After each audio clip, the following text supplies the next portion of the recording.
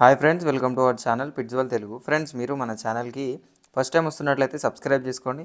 అలాగే పక్కన ఉన్న బెల్ ఐకాన్ని ఆన్లో పెట్టుకోండి. మీరు మన ఛానల్ ద్వారా మీ యొక్క పప్పీస్ని కానీ డాగ్స్ని కానీ ప్రమోట్ చేయాలి అనుకున్నట్లయితే స్క్రీన్ మీద ఇచ్చిన వాట్సాప్ నెంబర్కి వీడియోస్ మరియు డీటెయిల్స్ పెట్టండి.